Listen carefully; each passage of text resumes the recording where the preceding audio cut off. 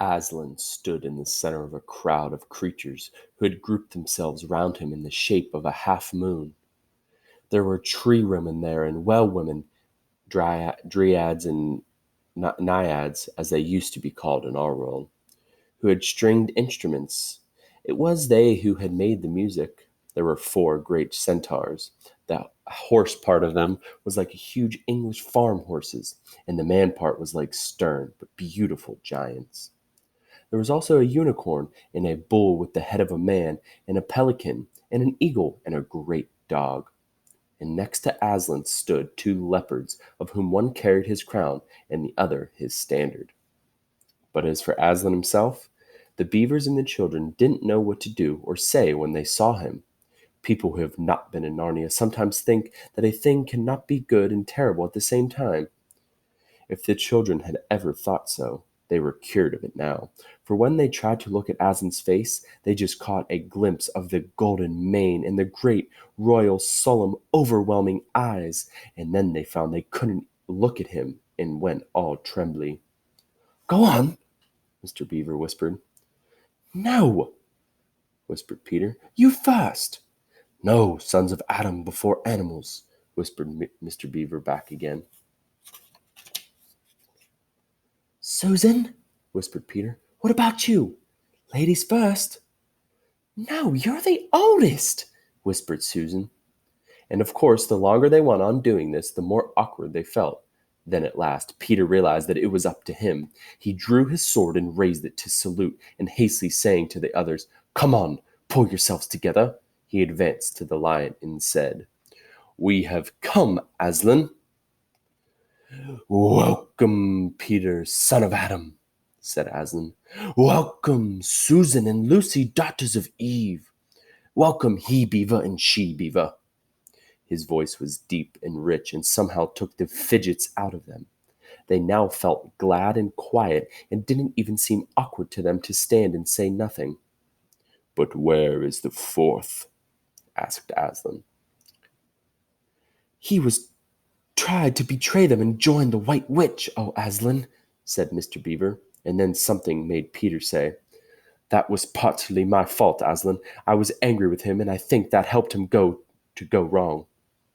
And Aslan said nothing either to excuse Peter or to blame him, but merely stood looking at him with his great, unchanging eyes. And it seemed to all of them that there was nothing to be said. "Please, Aslan," said Lucy, "can anything be done to save Edmund?" "All shall be done," said Aslan, "but it may be harder than you think." And then he was silent again for some time.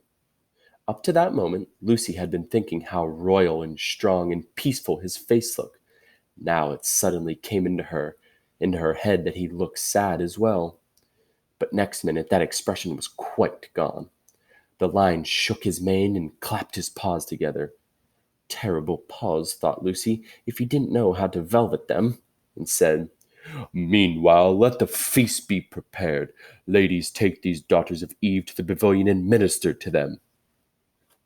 When the girls had gone, Aslan laid his paw, and though it was velveted, it was very heavy, on Peter's shoulder and said, "Come, son of Adam, and I will show you a far-off sight of the castle where you are to be king." And Peter, with his sword still drawn in his hand, went with the lion to the eastern edge of the hilltop.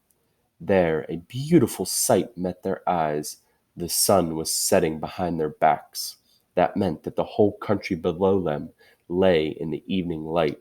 Forest and hills and valleys, and winding away like a silver snake, the lower part of the great river. And beyond all this, miles away, was the sea, and beyond the sea the sky full of clouds, which were just turning rose color with the reflection of the sunset. But just where the land of Narnia met the sea, in fact, at the mouth of the great river, there was something on a little hill shining. It was shining because it was a castle, and of course the sunlight was reflected from all the windows which looked toward Peter in the sunset. But to Peter it looked like a great star resting in the seashore. "That, oh man," said Aslan, as care prevail of the 4 thrones, in one of which you must sit as king. I show it to you because you are the firstborn, and you will be high king over all the rest." And once more Peter said nothing, for at that moment a strange noise awoke the silence suddenly. It was like a bugle, but richer.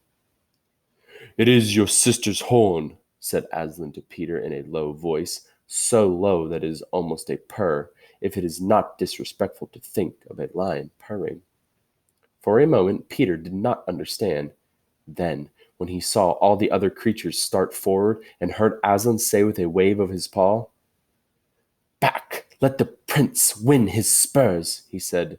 He did understand, and set off running as hard as he could to the pavilion, and there he saw a dreadful sight. The naiads and the dryads were scattering in every direction. Lucy was running toward him as fast as her short legs would carry her, and her face was as white as paper. Then he saw Susan make a dash for a tree and swing herself up, followed by a huge gray beast. At first, Peter thought it was a bear. Then he saw it looked like an Aslanian, though it was far too big to be a dog.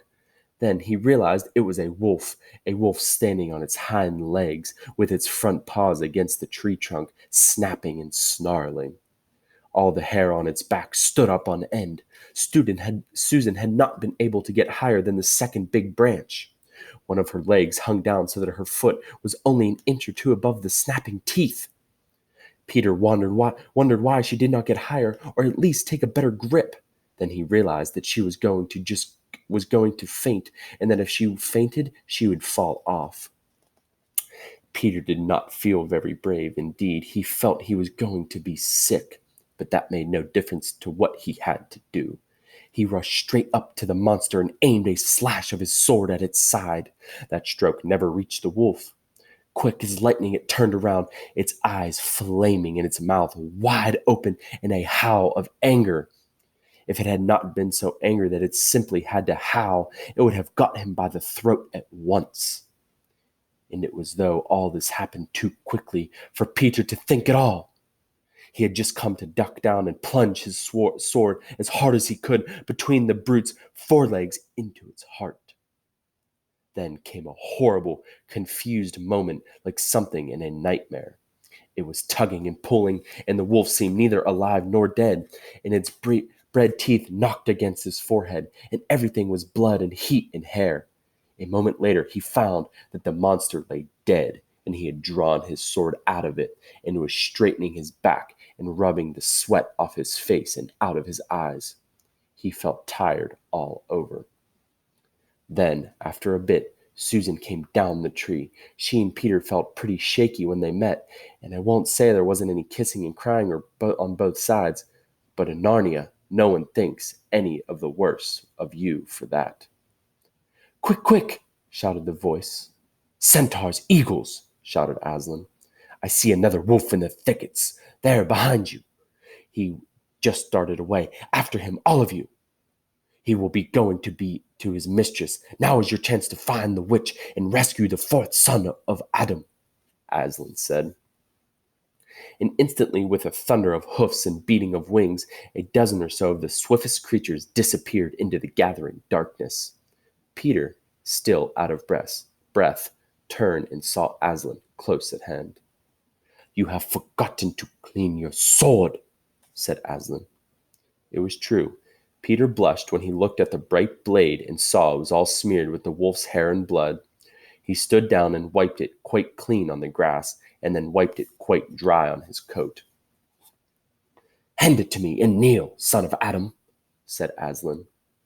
And when Peter had done so, he struck him with the flat part of the blade and said, "Rise up, Sir Peter Wolfsbane, and whatever happens, never forget to wipe your sword."